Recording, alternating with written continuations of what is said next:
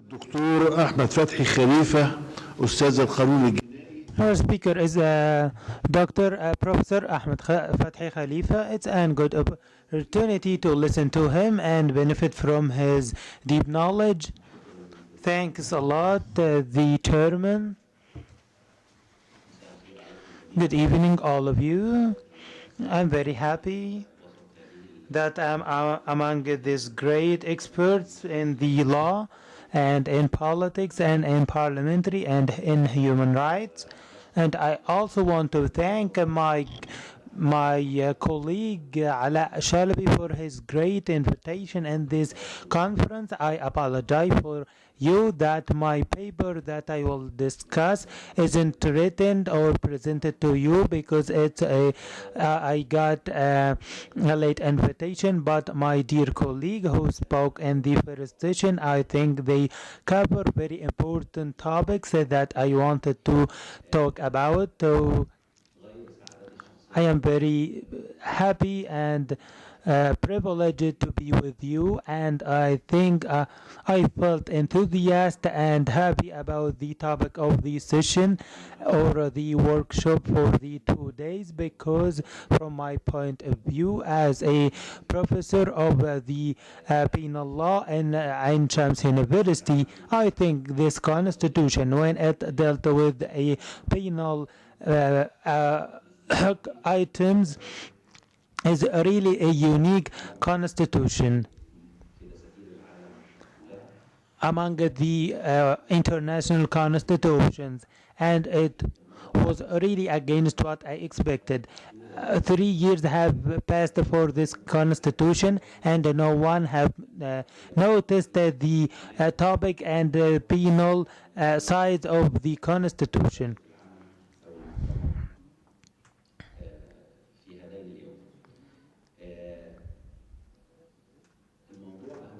The importance of this topic have two sides, and what I was asked to talk about is the procedural side and the criminal procedural side. The academic talked about the ways that the state used to practice its right in punishing and balancing the detention and the oppression of the people, but also the criminal procedure include the balance between the different individual people interest participating in the criminal trial or case and the other part of authority. I allege this constitution and in this part have benefit and make a revolutionized change in the criminal procedure according to my personal point of view, and we will see that in part of the next few minutes that I will be honored to talk with you about. But the importance of this topic is the timing of this session and conference, which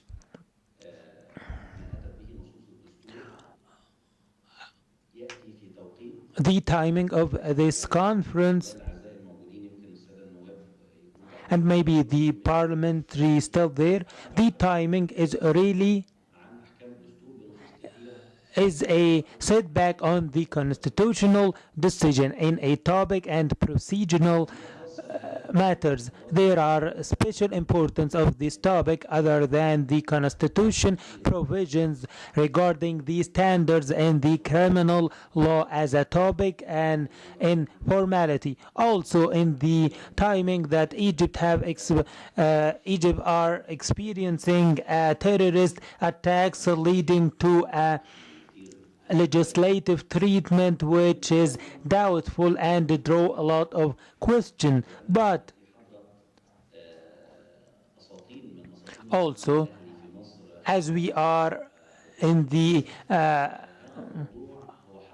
this topic is a direct connection with human rights, which is the one of the pillar of the new state, as my colleague have referred, which is wider explanation and definition for the criminal procedure. In the beginning of my speech, I want to refer to the item that most of the speakers have mentioned. Article 93. Article 93 that stipulated that the state stick to and obligated to the International Pact for Human Rights that Egypt endorsed. In 1971 Constitution, we have Article 51, and it remained the same. And it also in 2012 Constitution, it's cover or say that the pact have the power of a law after it is published on the media. So regarding the internet in 2014, we have two articles. Article 151, which give it the right of a law. And I also agree with my dear colleague Mr. Mahmoud when he said it would have been better to give the international pact a higher level over than the law and under the constitution, but it didn't happen. But at the same time, we have a situation that I allege it doesn't exist in the comparative legislation. I think in this item, the colleague referred to it as it enforces the transparency of the Egyptian state to obligate to the human rights. But I want to add something in the explanation of the essence of the article, because this explanation will lead to results which, and I agree with Ala Abed, the parliamentary. He said if we explain this article, which will lead to a new page in the Egyptian dealing with the human rights, and not from.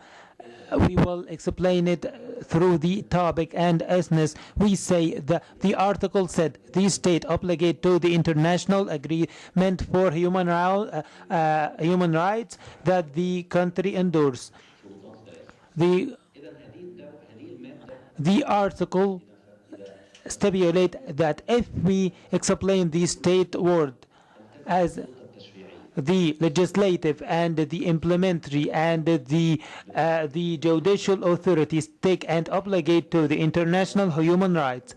This explanation that I alleged that the Constitutional Court should stick to will transform, revolutionary the definition of human rights. Because in a simple example, the free expression or opinion expression crime, when he differentiate between the interior penal code and the international definition that was agreed in 84, giving that these definitions have been developed in the international court.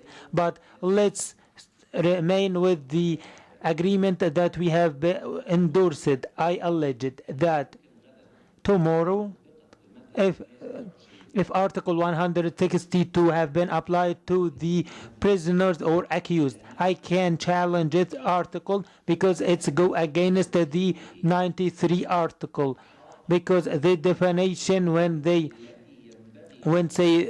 talk about the all parts of the crime in which the legislator should interfere, it will become unconstitutional. I allege this legal proposal will be the only proposal to get advantage of Article 93. This is just a simple idea about the topic, entry of this topic. But we are talking about a judiciary and implementary and the legislative role. I have learned a lot from the constitutional decision, especially in the 90s, especially with Awad al-Mur, the famous judge. he made a decision which was equal to a PhD. It have a comparative fiqh or legislation, and Dr. Awad Al-Mur, and he was justifying that there were standards above than the Constitution. And the debate that we got in 2011, like do we have an above constitutional standards or not? But now the constitutional judge, when he explained the fair try, when he used a legal context, and if it's challenged as unconstitutional, he is obligated by Article 93 to know the international definition for this context. We should get more. The judge, if he is facing a context, with all due respect to the rightfulness and legitimacy, I think criminalization and penalty need a text, but the criminal judge can look to the international standard and apply it according to 93 article. When we talk about the guarantees and protection of the witness, we should say that we have actually in the witness protection, we have two systems that exist, but the two system is a special, not general system. First, the individual system have a juvenile system which was issued in 2008. Also, there is item telling the judge that he have to protect the witness rights. Also, the victim from the children all over the phases of the case and legitimacy also. But you don't say the procedure. The judge with this procedure text can obligate anyone to security and oppress security.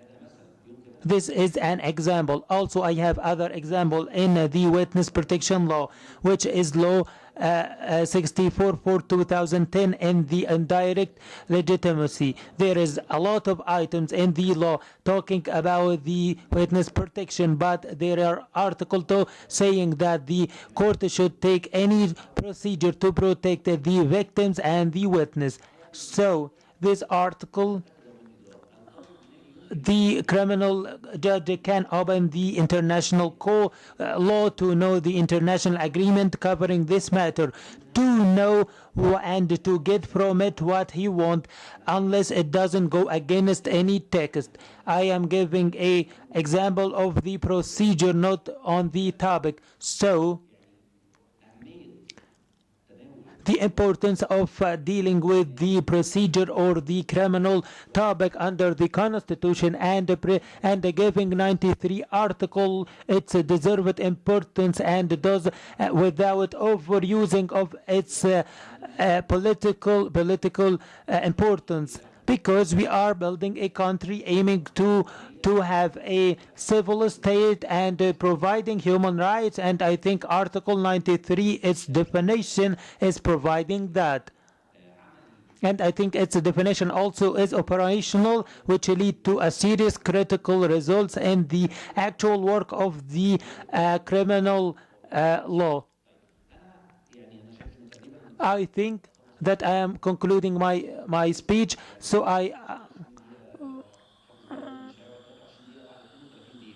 Hafiz Bey said he will not take 23 minutes, and he has spent 30 minutes.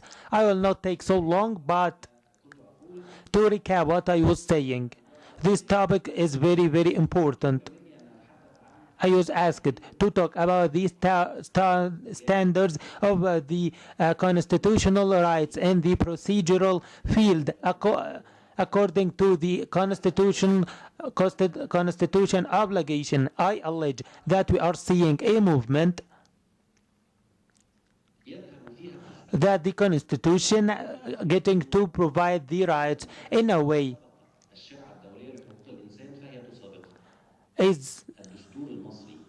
before the international laws. The Egyptian constitution as text regardless the implementation, but the Egyptian constitution and the freedom and the rights is equal or maybe more progress on the international human rights.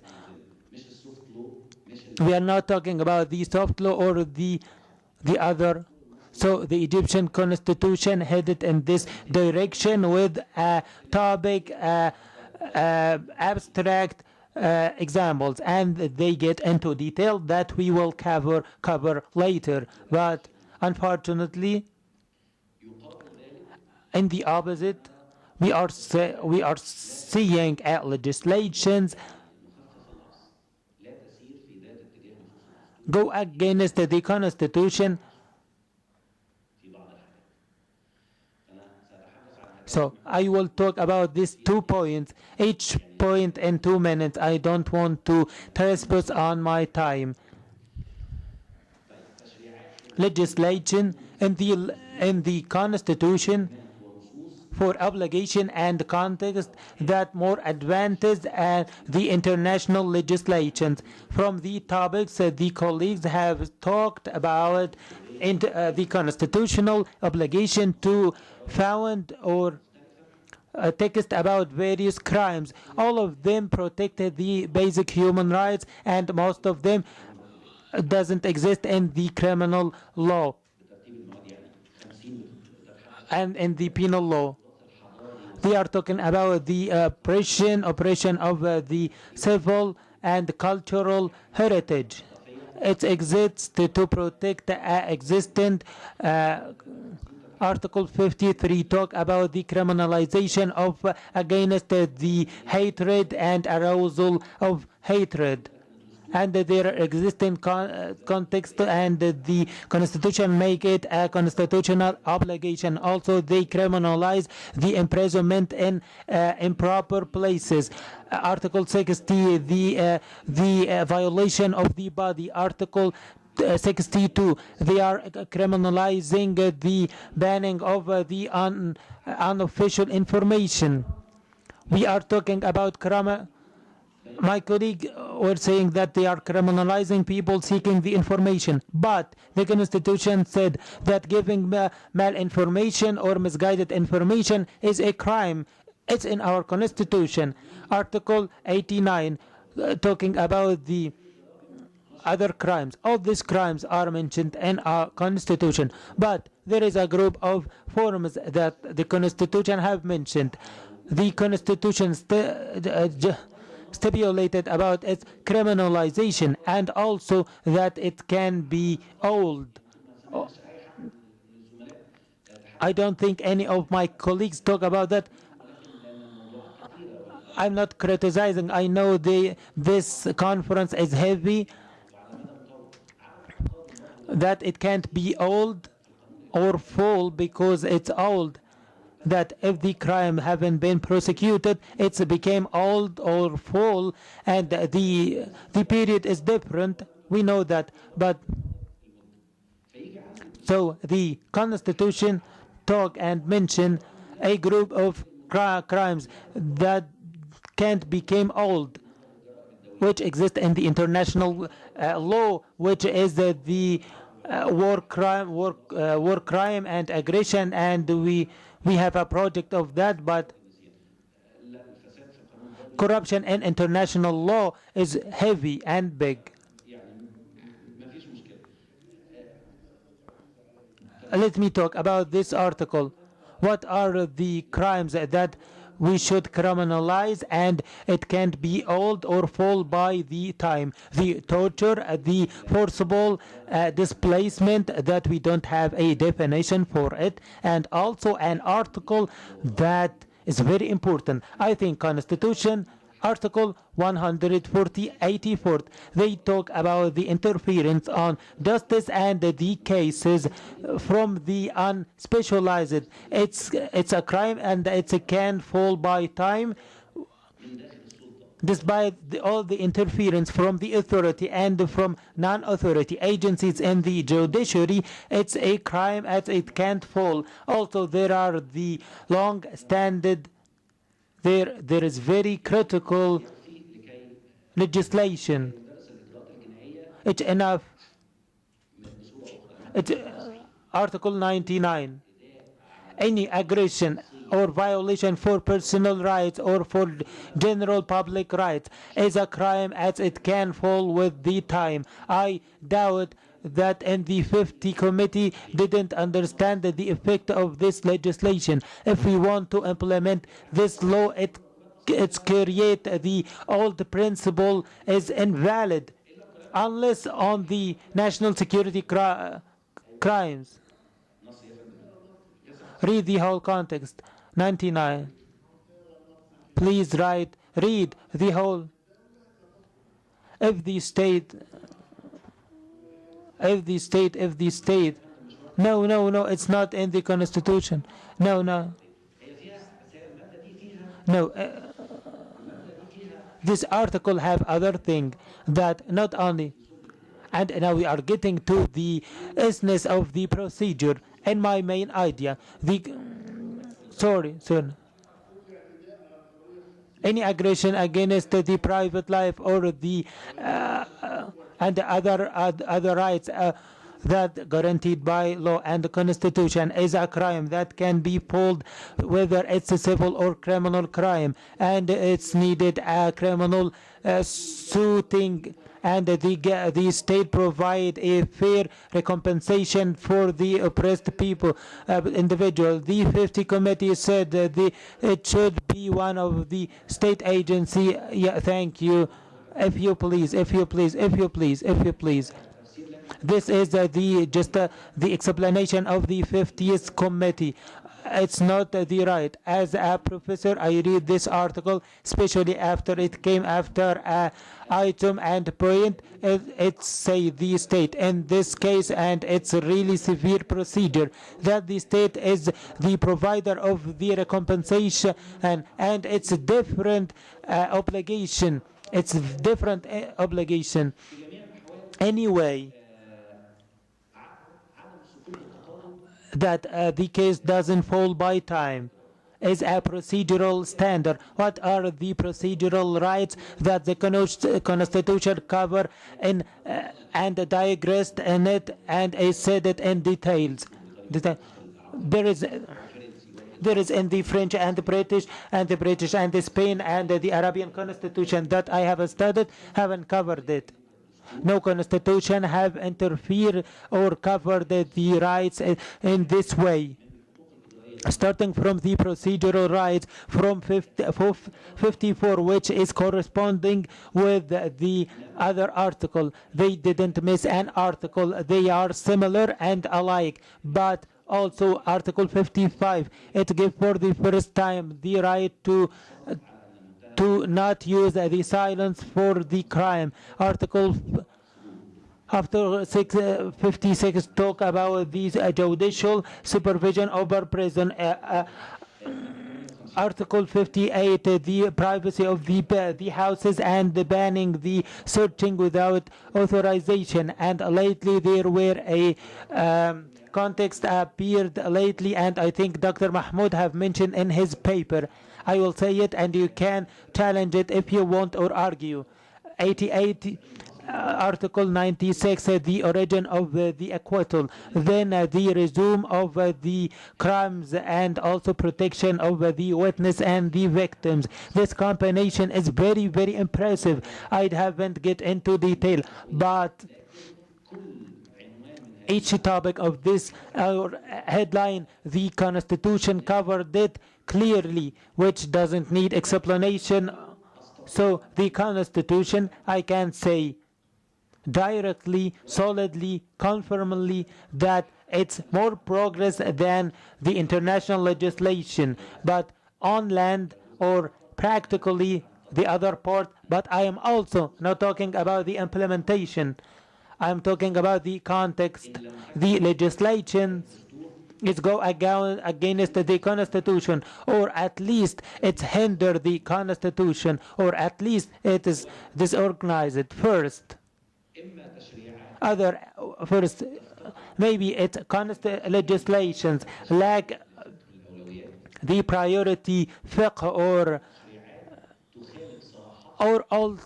it's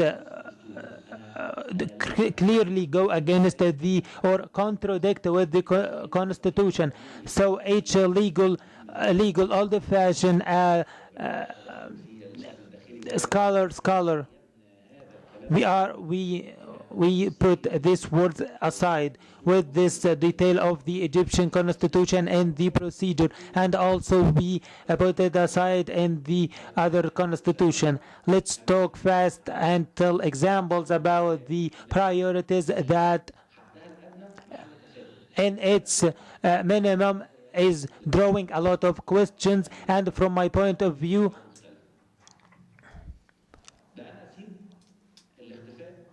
we are forgetting and dropping the forcible disappearance and the torture. The press are talking about it from the political point of view, and we want to show that other than it's an individual case. Okay, if it's individual case, you should provide a law.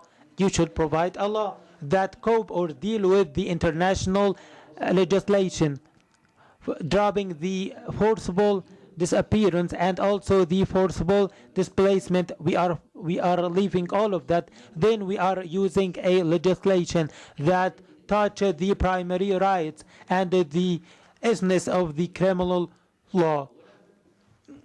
First, the principle of the person of the penalty. You have legislation talking about just awareness or knowing that there are tunnels that will be.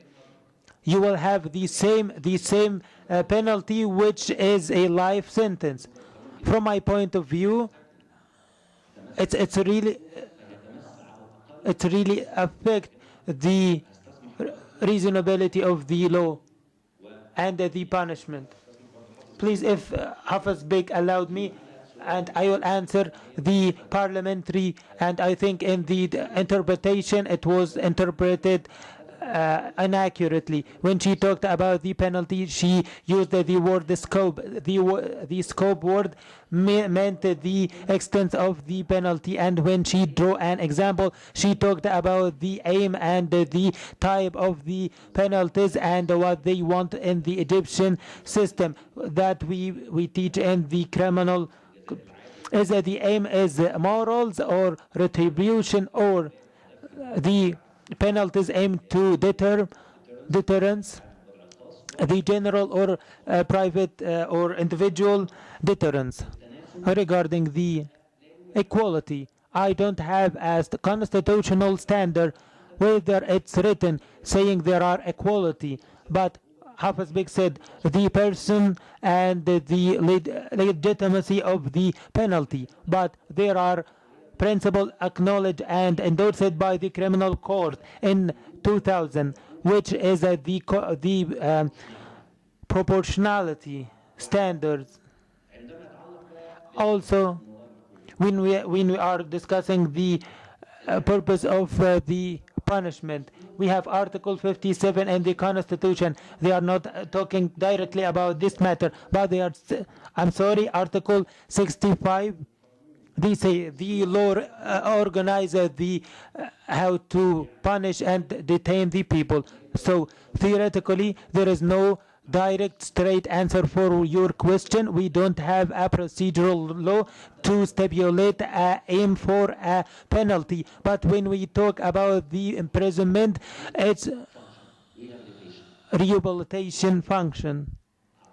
I think it can be answer for your question to end that.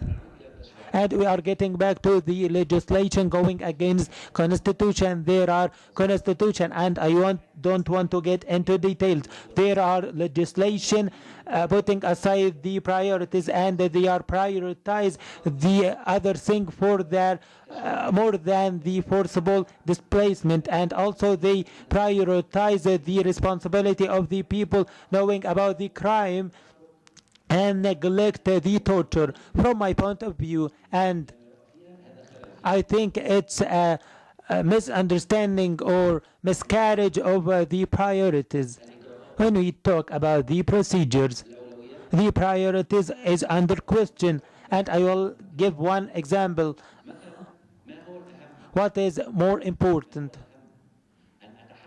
To talk about the witness and victims protections that the Constitution have mentioned and stipulated directly, or to get to the court to change its conditions and put restrictions on the witnesses and the witness matter.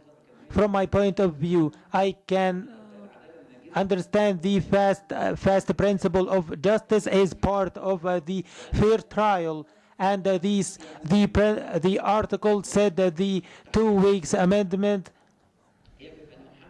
they said that the parties should list the witness, and they also, and the court should decide and should mention the reason. So at least they doesn't give a discrimination for the court to do whatever they want. And if they didn't do that, we can resort to the appeal court or court of appeal. But practically, we can understand in some trial, some people are manipulating the laws and ask a lot of witness, and the trial take a lot of time, and it's became complicated. But the example that I want to draw, what are the priorities, is the witness and the victim protection, or more insignificant matters that we are covering.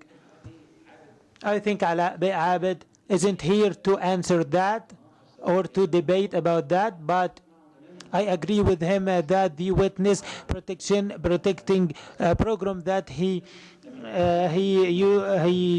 saw in abroad, it's very expensive programs. But what he talked about is the witness protecting program in the American and foreign movies. But there are multiple procedures to protect the witness rights. I will only draw 2 examples. The judge can order not to approach the witness. So when you approach the witness, it became a crime. And by the way, it exists in our law. There are Article 116D or DAL, and the human traffic law also, it regulates the protection of the victims and the witness, and the court can take whatever procedure they need to do that. So a residency restriction is a way also. So we can have a similar procedure to do that and to provide that, maybe to grant a personal security. Now, the Egyptian court in one of the most serious crimes doesn't have the right to talk to the police officer and tell him this is important witness and you should appoint a 24/7 security for his home. The general prosecutor should do that. So protecting the victim should start from the simplest thing. First, to reassure the witness that we will protect that. But the judge can't do that. You can't start from the emotional reassurance, and it can also reach the highest protection, which is the witness protection. So if we can do everything, we should do anything. So I don't think we don't have priorities, and we should prioritize what we should need.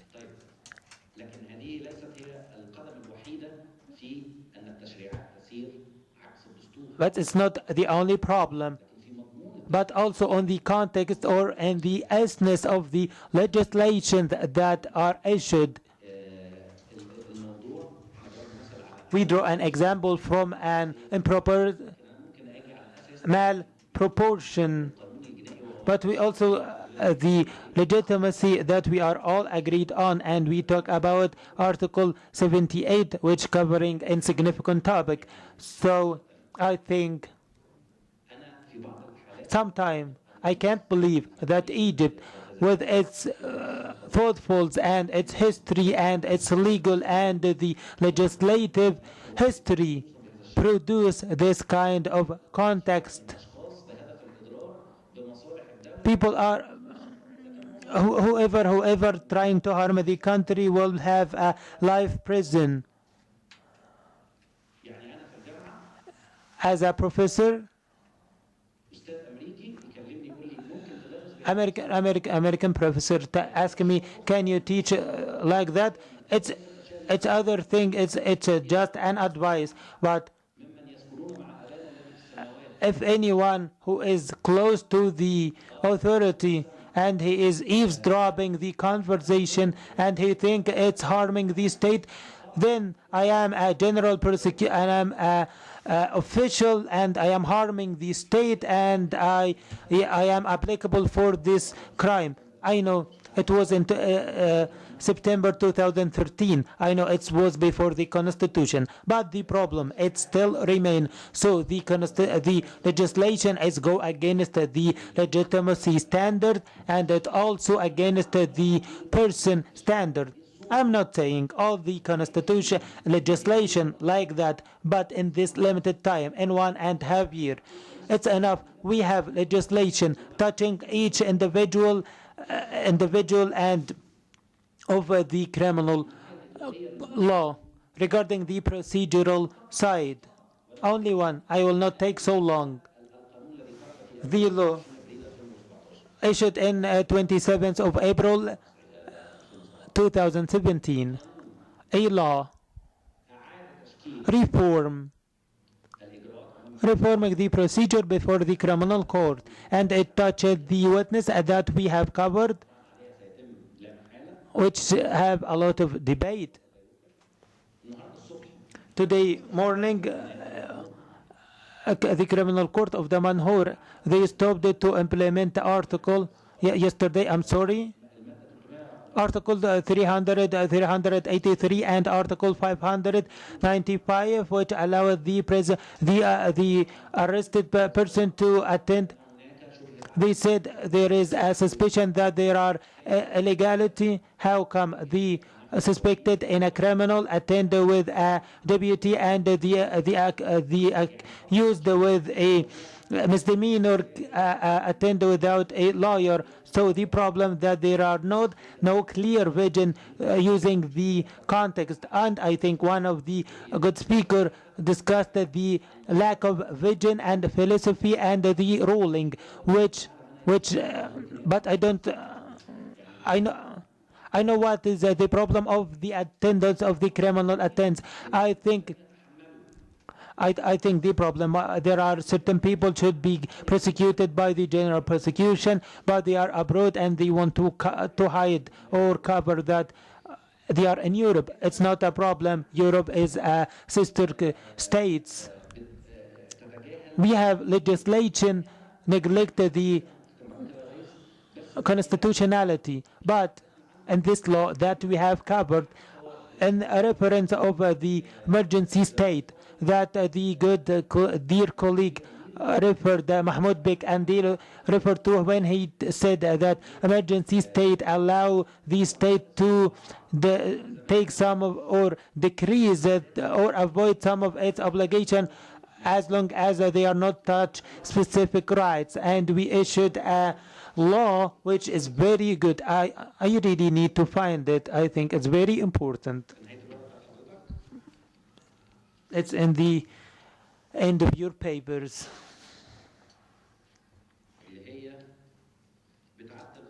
They are amending the emergency law. This good and funny and cute article saying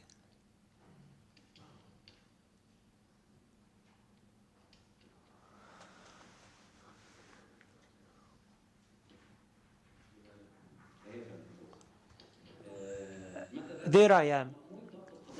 the superintendent. It's a legislation appeared from an Egyptian legislator 2 weeks ago for a showing there are legislation is going against the constitution. The superintendent, once the emergency state have been announced, he have the right to detain anyone who have a evidence that doing any misdemeanor or a crime till this point.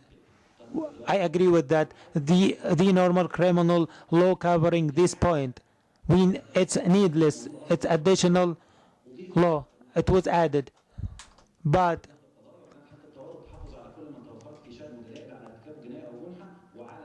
and what he possesses personally or in his home or the places that is suspected to have been hiding any explosive or dangerous or weapon or ammunition. All of that is not a big deal, or any other evidence of committing the crime.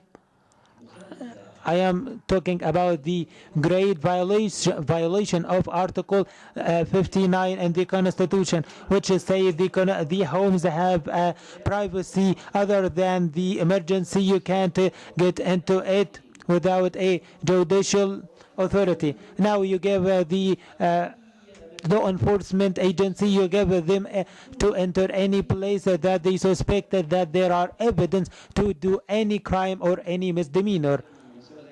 I can't say the good word. I can't say the good word for that. I can't comment on that.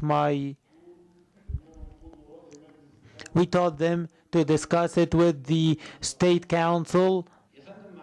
With all due respect to the State Council. Okay, I am acquitting myself, but this context, I am concluding my word. It's reflecting a legislative approach that I think based on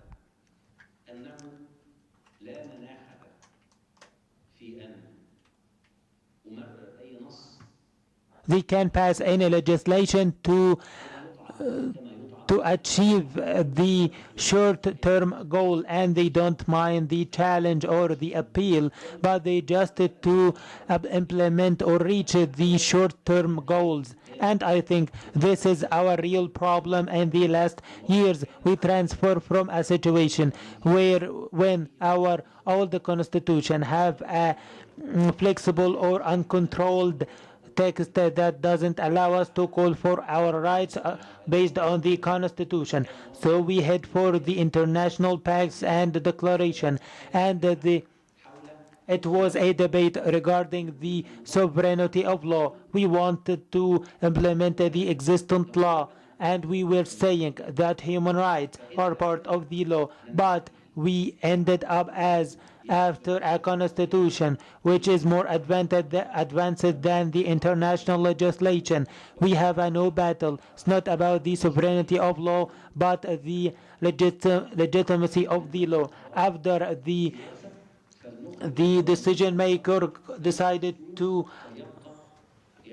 put the constitution aside and they will deal without it, the constitution will be helpless, the people will be helpless, and the debate have been transferred from the sovereignty of law to the legitimacy of the law. It's very, very important. It's very, very critical. It's very, very harmful for the future of Egypt.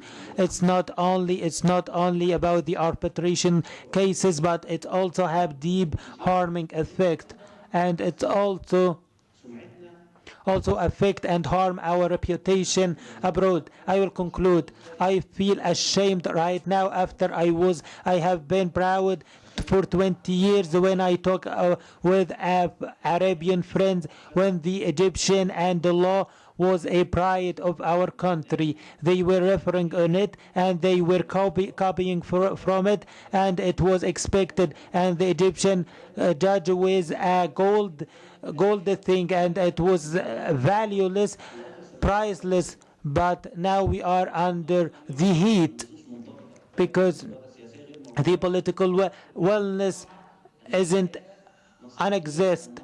And now we can't oppress the respect of the constitution that 80% of the Egyptian people vote on. I am sorry for taking a lot of your times. Thank you, Professor Dr. Ahmed Fathi Khalifa, and I fully support all that he said. And I now give the floor to my dear colleague. Thank you. Thank you, Mr. Councillor.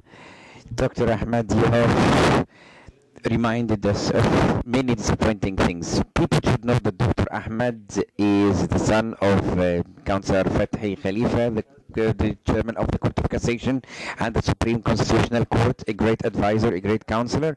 So as a son, like father, like son. I mean, I am going to begin my speech with three main questions. Does the Egyptian state have the will to make a true legal reform or not? This is my first question. Is there really a political will to do so? That is my first question. Second question is there a vision for reform or not? If there is a will, then there is a vision or not? Third question is the laws that have been set in the transitional period. I'm not going to discuss the period between 2013, but between 2011, after the January Revolution, I say, are they still there? We have not seen a decision to abolish such things. The Parliament should take this into consideration. The answer to the first question, if we have a desire to reform, we should say we respect the Constitution, as any laws, procedural laws, are in flagrant violation of the Constitution. The last of which related to the judiciary, the choice of the chairman of the judiciary bodies, and the quarrel with the Parliament, the civil law, civil organizations. Now, other laws related to media, to the national councils for media. Now there is still a battle between the three authorities about the competencies. There is no coordination. The last thing is the law which Dr. Ahmed has mentioned is amending the emergencies law.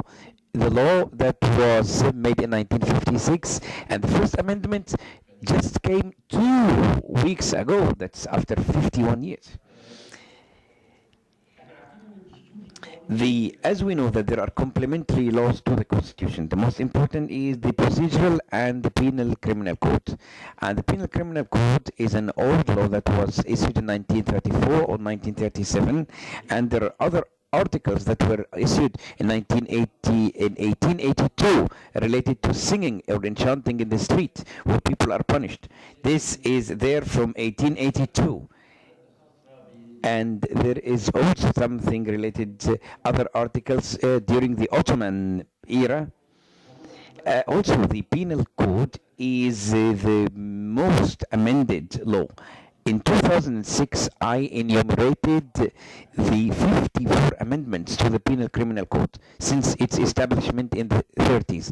Now they may have reached 105. Why shouldn't we have a new law with a new vision, with a new philosophy that will bring together all organizational articles in one law? How about the procedural law? Based on the statement of His Excellency the Minister of Justice last week with the Cabinet, that the Penal Criminal Code has 556 articles.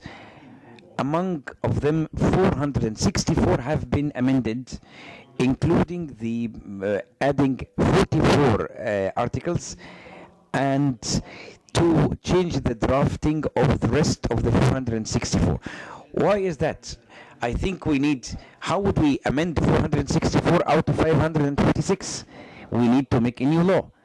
This law is still secret. That's what the Minister of Justice said. Nobody knows. But what the Ministry of Justice seems to be credible. He said something very important. The law has 4 elements.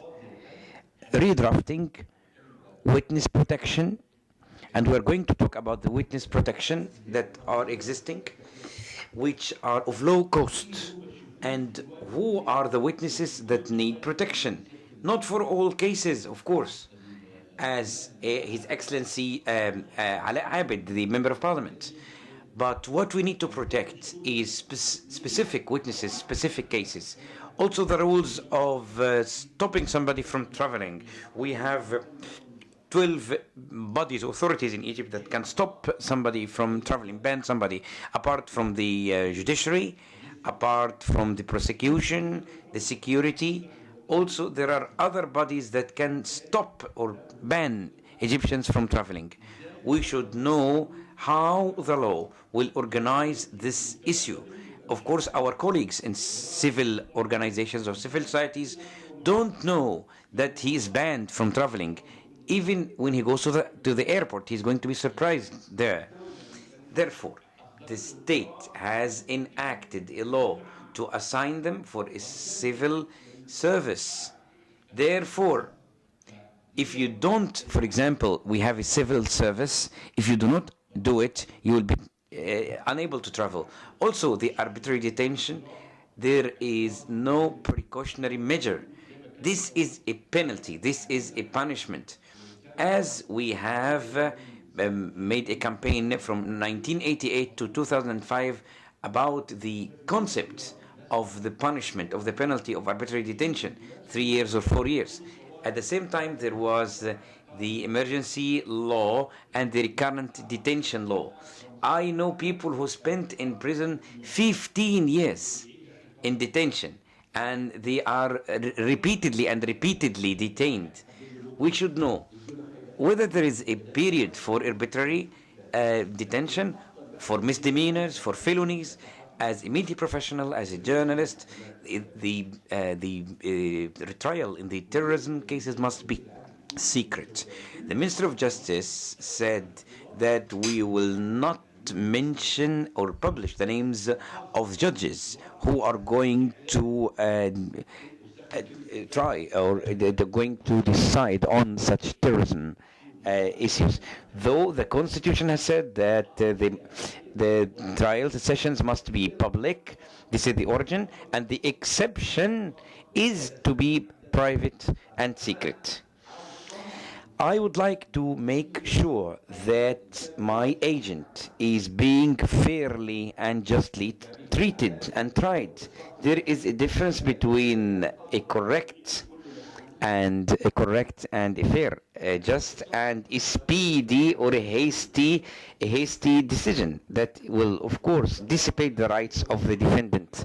As we have been talking about the criteria of a fair, just I don't know exactly who the court judge is, or I don't know who the judge who is trying my brother.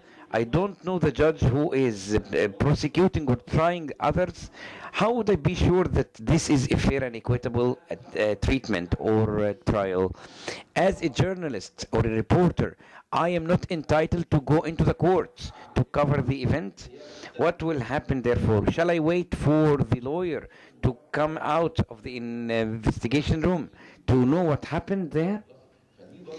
I think this is one of the main issues that are in flagrant violation of the Egyptian law, that is public or secret trial of the accused. The other thing is terrorism. Of course, security issue is back once again, as everything is taken into security issues. Terrorism, any guarantee for any rights of any citizens shall go to hell. Terrorism is of most important. If such guarantees have been dissipated from 1988 to 1995 at the time of the terrorist acts in the 90s, and still terrorism is there, that means they have not deterred. And any terrorist acts in 1992, also the amendments have not stopped terrorism.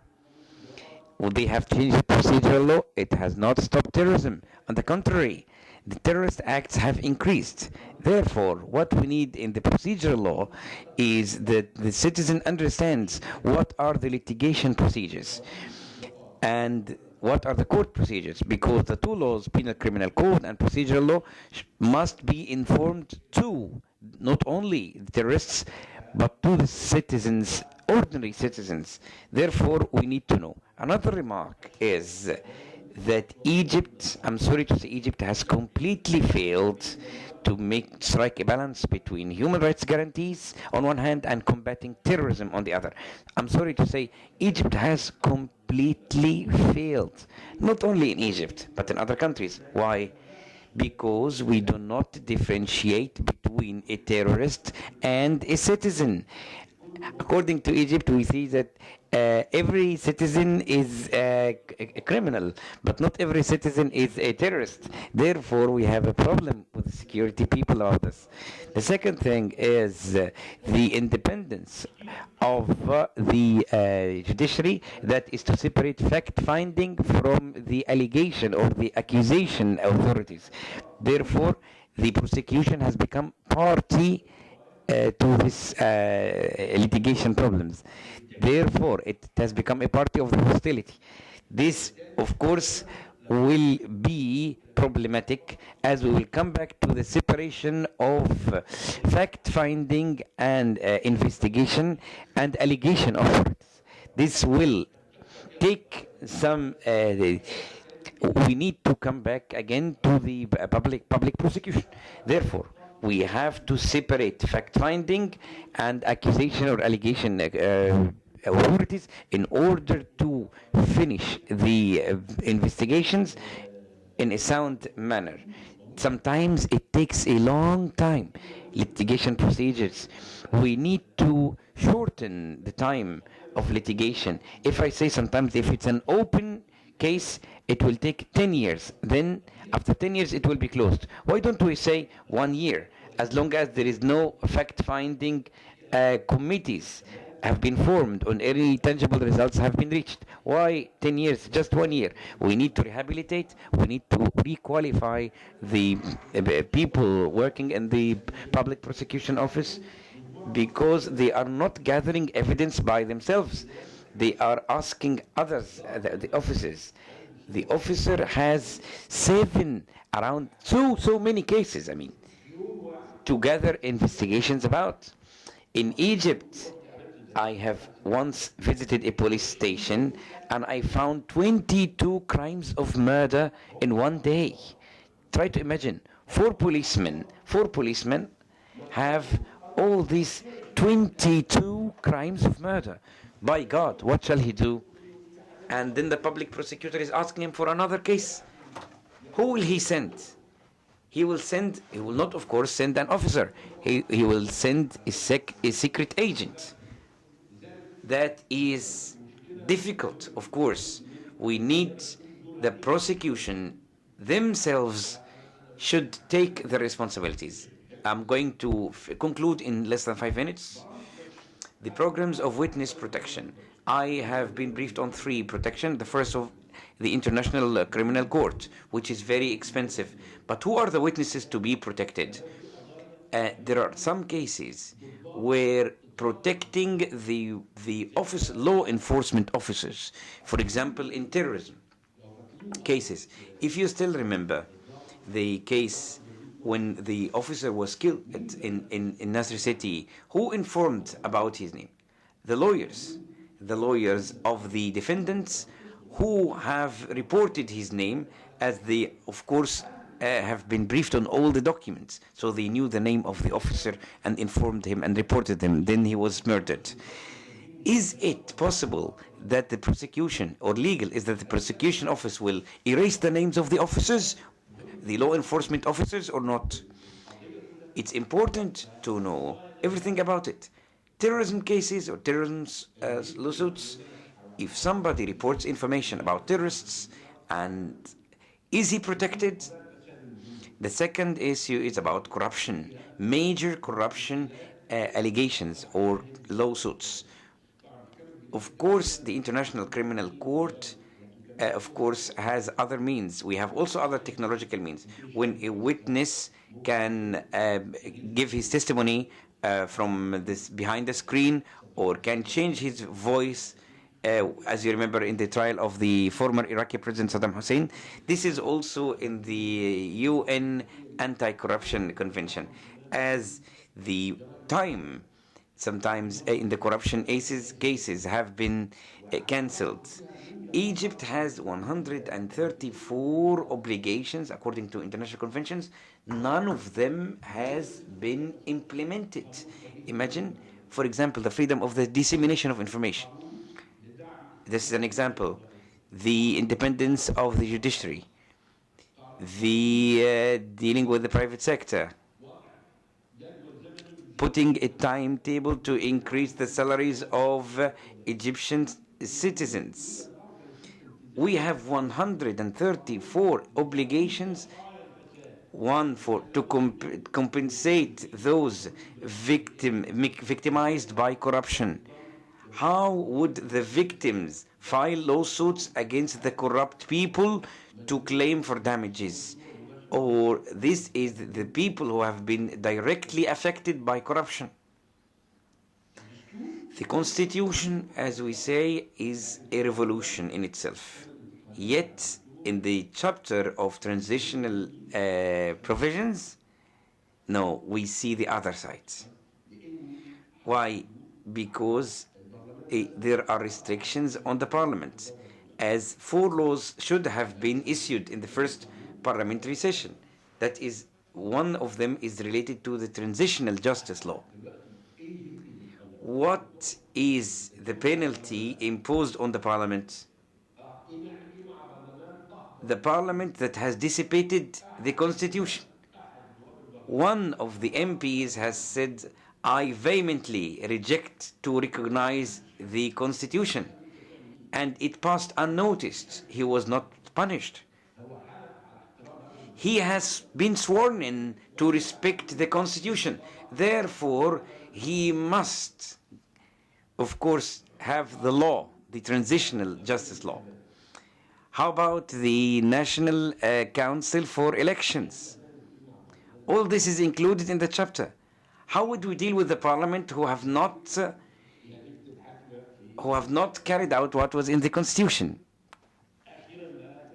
Then, the law in itself, the law of procedures, criminal procedure, is not enough. What we need is to have it on the ground. The cost. First time we talk about the financial cost.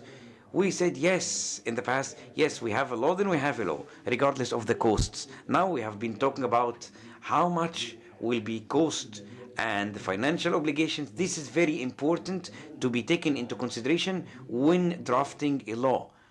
But what's as important is to train and qualify those law enforcers.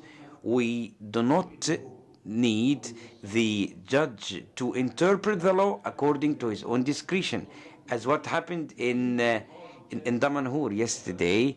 There were abstaining from implementing the 2 amended articles, as they are non-constitutional. But in Cairo, this is not the case. So there is a conflict and there is a disparity in the balance of justice, as we have 2 conflicting. Maybe the accident will be the same, but in 2 different places with 2 different judges, they will have 2 different, even contradictory judgments. Therefore, there must be rules to unite the interpretation for the judges. Thank you very much. Therefore, the session is over and we give the room to this next session. Are there a room for more questions?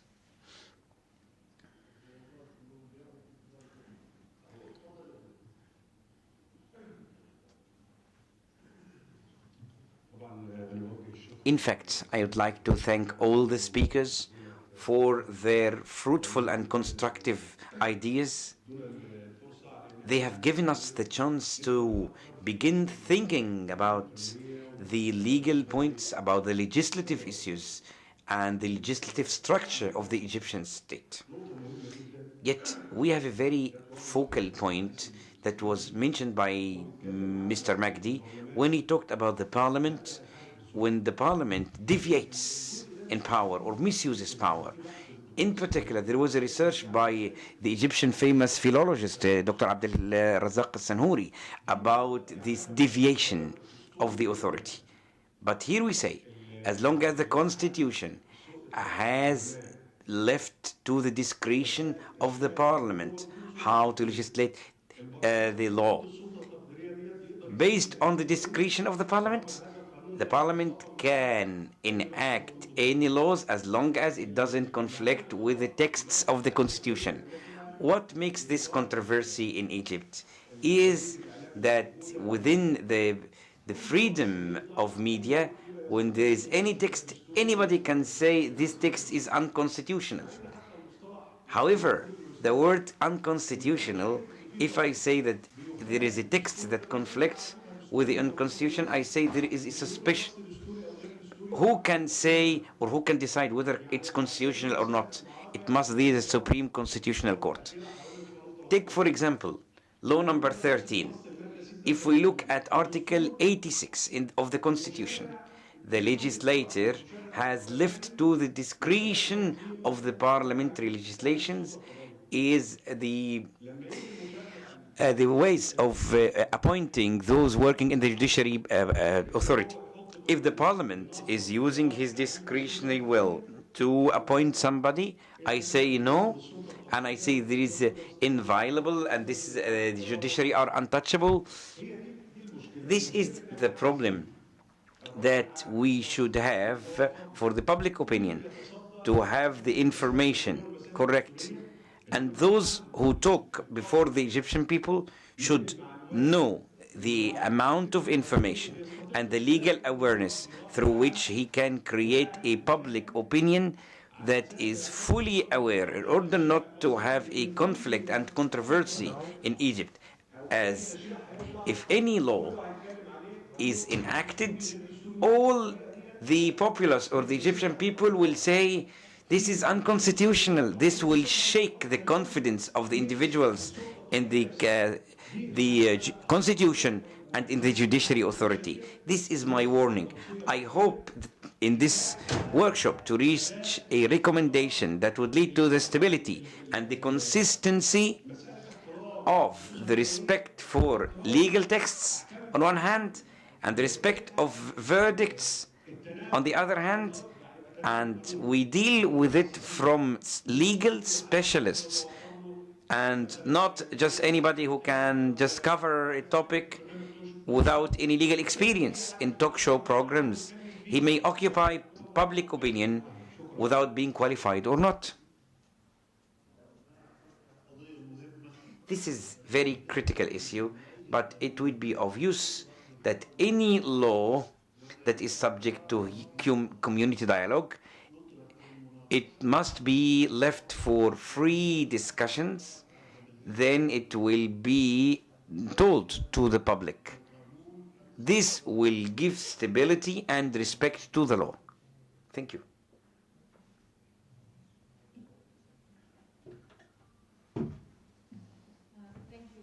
شكرا. سؤال سريع. كنت كما لم أفهم بواضح ما هي الإجراءات التي سيتم اتخاذها وما هي الضمانات التي ستكون موجودة بشكل عام بالنسبة لقوانين الإجراءات الجنائية. من سيكون مسؤول عن هذه الضمانات، وخصوصا بالنسبة لإجراءات المحاكم وبالنسبة لمراقبة السجون وبالنسبة للعدالة؟ وهل هناك احتمال للبرلمان أن يتحدث عن هذه الأمور، أو عن من الذي سيراقب؟ هل المجلس القومي لحقوق الإنسان الذي سيقوم بزيارة السجون أو لا؟ كما فهمت عليك أن تطلب تصريح إذا ما أردت زيارة السجون. هل هذا سيتم مناقشته في القوانين الجديدة؟ هل هذه الأمور سيتم مراعاتها؟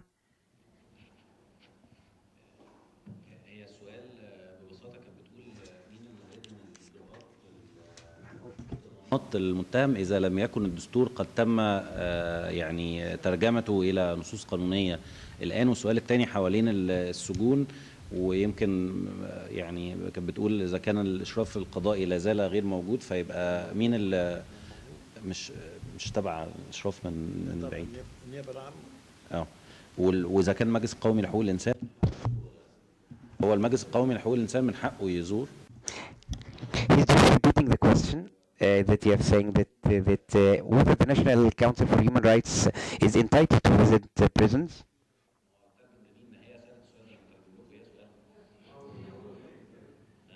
I was just translating your question because not everyone, so he doesn't need to translate your question again after my translation of your questions. I mean, فهي الإجابة ببساطة إنه The answer is the National Council for Human Rights is entitled to visit the prisons based on the procedural, and the public prosecution is entitled to supervise prisons. But when we talk about the transition of the prison, I think that the administration of the prison also will be subject to the supervision of the Ministry of Justice, not only the supervision but the administration, as the case in France. The Department of Prisons is subject to the Ministry of Justice. They have specific officers who are under the supervision of the Ministry of Justice. I'm talking about France, for example, the country I know. But who guarantees the procedures, the penal procedures, until translate the text of the Constitution to operative constitutions, shall be guaranteed by the what is there in the current penal criminal code. That means that there are no procedural guarantees in the Egyptian people, but there are more guarantees to be given. We still have guarantees in the current law, but it need to be translated. But here we have the original guarantees in the current penal criminal code. And sometimes there are some violations on the ground, but sometimes this is our complaint. But the texts themselves have the opportunity to be amended in order to cope with the Constitution or to conform to international conventions. So we still have guarantees that are protected now in the current penal criminal code.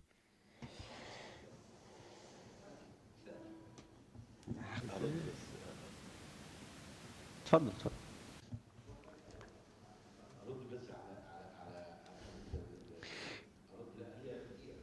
In a minute, I'd like you to read the authority on the judiciary authority. That if there is a public and a comprehensive law, just we do not amend one article, but what is suspicious is to amend an article for a person. I remind you of Zakaria Azmi, who was one of the presidential officials for President Mubarak. There was a law that was tailored to help Mr. Zakaria, Dr. Zakaria, to extend his services at the presidential palace for some time. That was, we amended one article, and it was called Zakaria Azmi law at that time, because it was tailored to serve. This was also done with the chairman of the newspapers. The Zakaria Azmi law was amended a month or a week before he ended his service, but other people did not benefit from it. Therefore, this is the so-called personalization of laws. That is, the law is tailored for somebody. This is, I'm sorry to say, this is illegal corruption, which is, in my opinion, more flagrant than financial corruption, because now you legalize revenge, you legalize retribution. The article says, make a new law for the judiciary authority to guarantee the stability, to guarantee the independence of the state. And it's an old battle, and the criteria are well known. And if I make a law, or I tailor a law for a specific person, this is going to be illegal corruption. I may ask somebody to leave his position and not to tailor a new law for somebody. Thank you very much. The last question, because I need to leave now. I would like to thank Dr. Ahmed Fathi, and I'm very pleased of Dr. Ahmed Fathi's remarks. What we felt is the Constitution, we know that the laws are in violation of the Constitution. But in accordance with the title of the law, we talk about the constitutional rights and legal procedures. I hope to have reached specific mechanisms through which we can guarantee that the constitutional legislations, for example, the timetable, for example, in the first session, in the first year of the parliament, we shall fulfill the laws, the number, blah, blah, blah, blah, blah, and so on and so. And the procedures to be taken. Who is responsible? Who is in charge? Who is in charge? And we set the timetable, who will be having the supervising indicators, or be back to the which year shall the parliament do this, or which year shall guarantee specific laws. I think these are the mechanisms or the guarantees that I think need to be proposed before the end of the session, as to be part and parcel of the recommendation of this national workshop. Especially, we have the elites of our media professionals, administration and management professors, legal professors. We need to design a mechanism by which we can determine the timetable to be supervised. I say by the end of this year, for example, we know what are the KPI, the key performance indicators, and we know by the end of the year that we will ask the parliament, what have you achieved based on the agenda or the timetable we are going to set based on our recommendations. I hope this will be part of our national workshop recommendations. I'm sorry to say, it's very difficult to try the parliament. No, I don't try the parliament. I'm just discussing with the parliament. The Constitution has said in the first year, and the first year of the parliament has been over, and they are politically responsible before the people, which is the most difficult type of responsibility. They are morally and politically responsible for the Egyptian people. What I need to do is to come up with something, to say a mechanism that would guarantee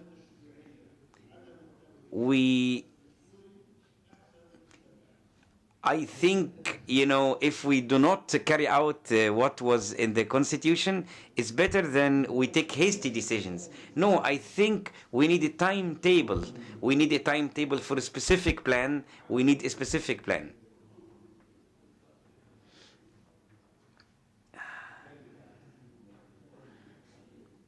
How about these transitional articles? The doctor says it needs some time, and he is just calling for a timetable or scheduling. Thank you very much. I am sorry that I have to leave.